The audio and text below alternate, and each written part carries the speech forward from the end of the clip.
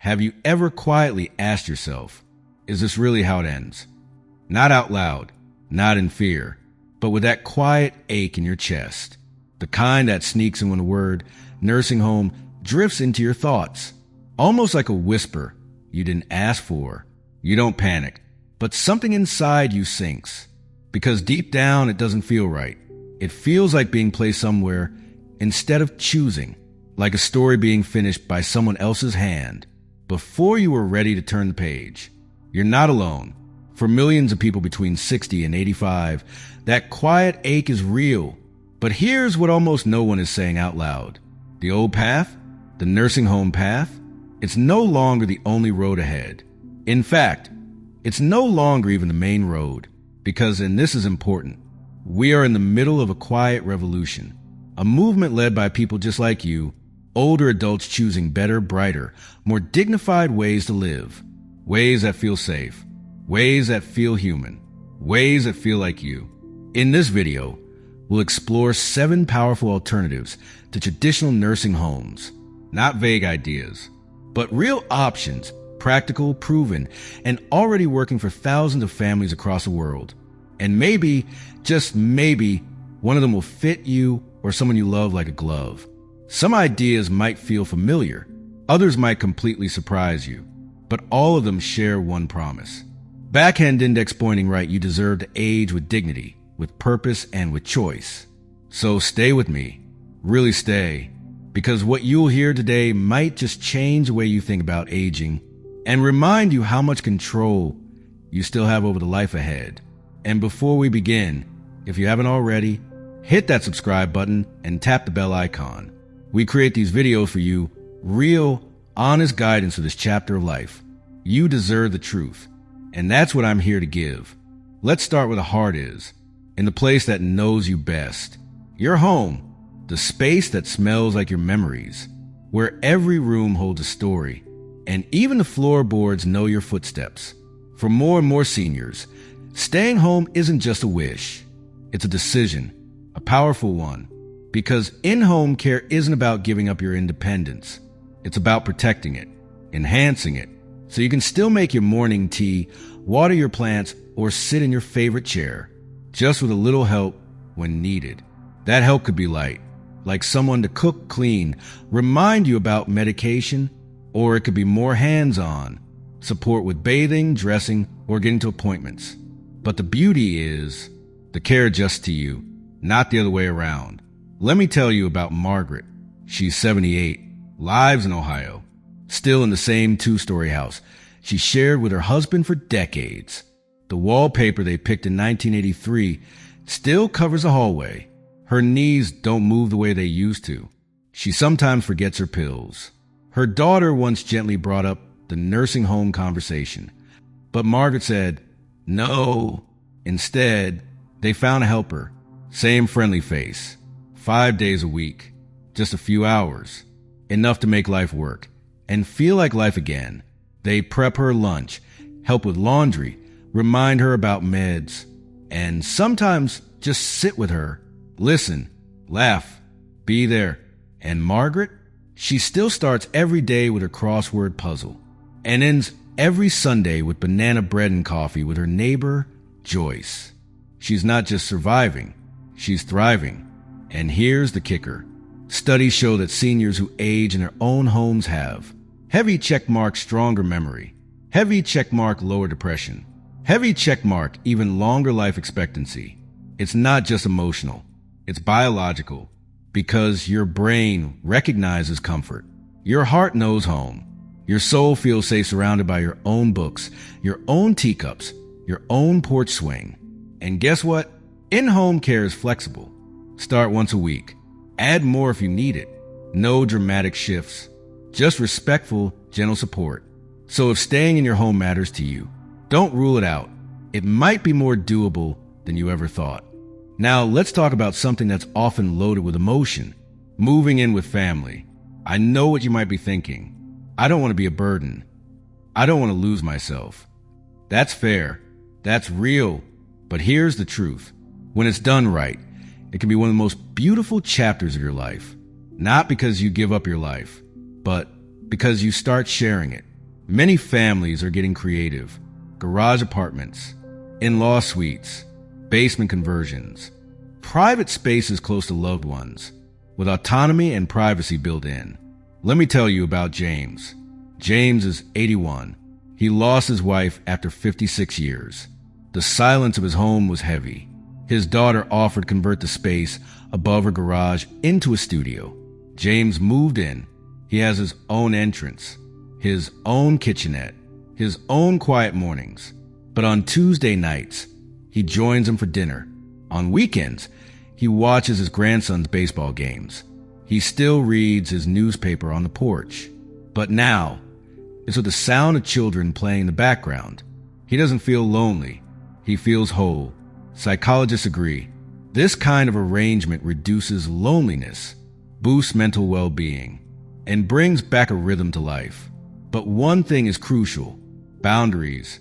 You're not just living with your kids. You're co-living, with respect, with clarity, with space. Define who cooks, who cleans, when you get alone time, what spaces are private. When everyone's on the same page, it works beautifully. You're not just being cared for. You're contributing, watching grandkids, sharing stories, teaching old recipes, offering wisdom that only years can provide. And financially, it saves money. Housing costs drop. Plus, you may qualify for caregiving stipends or tax credits. But more than all that, you're not alone when something unexpected happens. So if you're still with me and this idea speaks to your heart, go ahead and comment number 2 below. Let me know you're here, you're listening, and you're exploring with me. And if you haven't yet subscribed, now's the time. We've got more to uncover. You don't want to miss what's coming next. Let me ask you something personal. What if you could stay in a home you love, but feel safer than ever before? For many older adults, the idea of staying home carries deep emotional weight. The hallway creak you know by heart. The kitchen light that hits just right at 10 a.m. That old armchair, the one that still holds the shape of someone you loved. These things aren't just objects. They're anchors. They're part of you. But for years, staying at home as we age came with silent risks. What if you fall and no one's there? What if you forget a medication? What if something goes wrong and no one knows until it's too late? That's why many families made the painful decision to turn to nursing homes. Not because they wanted to, but because they were scared not to. But something incredible is happening. That fear, it's being replaced by confidence. Thanks to smart home technology, growing old at home no longer means growing vulnerable. Now, don't picture something confusing or high-tech. Today's smart tools are simple, affordable, and quietly powerful. Take fall detection. You no longer need to wear a heavy pendant or remember to press a button. Discrete sensors can now detect a fall automatically and alert help without you lifting a finger. Or medication reminders. No more sticky notes on the fridge. Now, a gentle voice can remind you through your speaker system, or your pill dispenser can hand you the right medication at the right time. And if you forget, a quiet alert can ping your son or daughter to check in. This isn't surveillance. This is peace of mind. This is freedom with safety. Let me introduce you to Harold. Harold is 82, lives alone in New Jersey. His kids were worried he's independent, but he's also alone, so they work together. They installed a smart hub that controls the lights, added motion sensors in the hallway, and gave Harold a medical alert watch that looks like a stylish wristwatch, not a hospital tag. Harold told me something I'll never forget. I don't feel watched. I feel respected. That's the difference. These tools don't take your freedom away. They give it back. You don't have to call your kids 10 times a day. You don't have to fear the dark hallway at night. You don't have to choose between living alone and living safe. There's more. Smart thermostats adjust the temperature automatically. Fridges tell you when something's expired. Lights turn on as you walk into a room. And here's the best part. Many of these upgrades are now covered by rebates, senior programs, or even veteran benefits. This is no longer only for the wealthy. It's for you. So if you've ever thought, I want to stay home, but is it safe? Let this be your answer. If this spoke to you, type number 3 in the comments. Let me know you're here, that you're still with me, and that you're seeing new possibilities. And of course, if this is helping you, hit that thumbs up or subscribe. It helps this message reach more people like us. Let's keep going. This idea isn't new, but maybe it's time we see it with new eyes. Generations living under one roof. For some of you, that brings back warm memories, grandma's kitchen, grandpa's laughter. For others, you feel a pinch of fear. Would I lose my space, my voice, my independence? But here's the truth. Multi-generational living isn't about giving up who you are. It's about deepening who you are through connection. And when it's done right, with structure, with honesty, and with love, it becomes something extraordinary. The best arrangements don't start with "come move in." They start with questions like, what does each of us need to thrive? Who handles what? Cooking, cleaning, caregiving. Where is your space? And when is your quiet time? How do we protect privacy and keep the peace? Because here's the key. This isn't just about living together. It's about co-living with intention. Let me introduce you to Mary. Mary is 83. After her husband passed away, she moved in with her daughter and son-in-law. But Mary didn't come an extra chair at the dinner table. She had her own suite, a cozy sitting room, a quiet space for her morning coffee, and her own routine. She kept her independence, but was still woven into family life. She became something special, the family storyteller. Every night, the grandkids gathered on her lap to hear about the time Grandpa snuck a goat into school or how Mom once cut her own bangs with a butter knife. Mary told me, I feel needed, but not used, supported, but not smothered. That's what a healthy, modern, multi-generational home feels like. And it's not just about warm feelings. Psychologically, seniors in these homes experience less depression, slower cognitive decline, more purpose and connection. But let's be real, it takes work. Sometimes you'll need to renegotiate boundaries. Sometimes space and silence are the best gift you can give each other. But when done thoughtfully, this setup brings back something we've lost in modern life. Family as a living, breathing team. And don't forget, these homes can also be financially wise, lowering costs, increasing caregiving resources, and even qualify for support programs or tax breaks. So if you're listening and thinking, maybe this could work for me, leave a comment that says number 4. Let me know you're still with me, still curious, still hopeful. And if you haven't subscribed yet, now's the perfect time. This channel is here for you, and we've still got more life-changing ideas ahead. Let's keep going. Let's bust a myth that's been quietly limiting your choices for years. The myth says, after 70, you've only got 2 roads left. Stay home alone and hope you'll be okay, or move into a place where your whole life is scheduled for you. But what if I told you there's a 3rd road, a better one, a path that offers freedom and support, privacy and connection, all at once? They're called independent living communities. And if you haven't heard of them, it's time you did. Here's how they work. You have your own space, an apartment, a small cottage, a cozy suite. You live your way. You choose your pace. You cook if you want to, or stroll down to the cafe. You attend a yoga class if it feels good, or you skip it. You ask for help only when you want it. This isn't about losing independence. It's about redefining it on your terms. And it's changing lives. Let me introduce you to Ron. Ron is 78. After his wife passed, the house they shared for 40 years felt too quiet, too still. The walls whispered memories, but the halls echoed loneliness. His kids lived far away. Days felt long, empty. Then one day, on a whim, Ron visited an independent living community. There was a woodworking studio, walking trails, a book club every Thursday night, classic movie night with neighbors who become fast friends. He moved in, and just 2 months later, he told me something powerful. I haven't felt this alive since my 40s. He still buys his own groceries, still makes his famous pancakes on Sundays. But now he starts his mornings with laughter, not silence. He goes to sleep knowing help is nearby, but his freedom? Untouched. These communities are growing fast. And for good reason.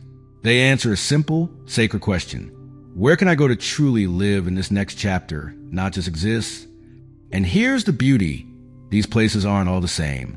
You can actually pick a community that reflects your soul, not just your age. Some are built around wellness. Think gardens, yoga, nature walks. Others thrive on creativity, with art studios, music rooms, theater groups. And some focus on lifelong learning, with lectures, workshops, even college partnerships. It's not a one-size-fits-all solution. It's a chance to choose your kind of life. And if you're wondering, yes, many offer flexible pricing, support programs, and financial aid options. So if you're fiercely independent but secretly craving connection, if you love your routine but wouldn't mind a few new faces to laugh with over dinner, this might be exactly what you've been searching for. If this speaks to you, type number 5 in the comments. Let me know you're still with me. And if you haven't subscribed yet, now's the perfect time. We're just getting started, and I'd be honored to walk this road with you. Let's keep going. Something revolutionary is happening, and it's not a change in buildings. It's a change in people. All over the world, seniors are moving into places where age doesn't divide. It connects. They're called intergenerational living communities. And they're rewriting the story of what it means to grow older. Picture this. Your neighbor isn't another retiree you barely know. It's a teacher, a college student, a single parent with a toddler. In these communities, generations live side by side, sharing space, sharing wisdom, and building real relationships. And something magical happens in that mix. Mutual benefit. Imagine a teenager helping you with your new phone, and you showing them how to balance a checkbook, or how to make real French toast from scratch. You help a young parent with parenting advice, and they help you carry groceries or set up your new TV. You're not a burden. You're a bridge, a pillar in the community. Let me tell you about Joan. Joan is 76. She lives in an intergenerational community in Oregon, right next to student housing. Every Thursday, she runs a poetry circle in the shared community room. And in return, those same students help her with technology, heavy lifting, or just bring her stories that make her laugh so hard she cries. Joan told me, I don't feel old here. I just feel included. That word, included, might be the most powerful medicine we have for loneliness. These communities don't see seniors as fragile. They see you as essential. And the design reflects it. Herb shared gardens where you dig side by side with a 12-year-old. Books libraries where young people seek out your advice. Footprint sidewalks where toddlers learn to walk next to you and later run to share their stories. And science backs it up. Seniors in these settings experience fewer health issues, less loneliness, slower cognitive decline. And the younger generation? They grow more empathetic, grounded, and aware of the world beyond their screens. It's not charity. It's not babysitting. It's community in the truest, most healing sense. So if you've ever whispered to yourself, I still have so much to give, I just don't know where to give it, this could be your answer. Because connection isn't a luxury in old age. It's essential. It's the spark, the heartbeat, the thing that keeps us alive in ways no pill ever could. Sometimes the best medicine is a warm hello in the hallway, the sound of laughter over dinner, the moment someone looks at you and says, I'm so glad you're here. If this moved you, drop a comment that says number 6. Let me know you're still here, still dreaming, still believing. And if you haven't already, tap that subscribe button, because there's more ahead, more hope, more options, more you. Let's keep going. When most people think about life after 70, they picture family or facilities. But there's a growing movement that's quietly redefining aging on your own terms. It's called co-housing with friends, and it's exactly what it sounds like. Groups of older adults, sometimes lifelong friends, sometimes new ones, come together to live in intentional communities where each person has a private space, but shares common areas like kitchens, gardens, and living rooms. The goal? To blend independence with real connection. This isn't a retirement home. It's a home retired, rebuilt by choice, not by circumstance. Instead of walking into silence, you come home to laughter in the kitchen, someone asking how your day went, or a spontaneous evening around the table. The emotional benefits are profound. Social isolation is one of the biggest risks as we age. But in co-housing, you're never truly alone. You have neighbors who are also friends, companions who understand your rhythm and respect your space. Take Margaret, 74. After her husband passed, she tried living alone, but every room echoed with quiet. Then a few women from her book club floated the idea of co-housing. She joined them. Now, Margaret has her own bedroom and kitchen, but shares dinners, stories, and spontaneous joy with her housemates. It's like having a little family I chose, she says. Financially, it eases the burden, too.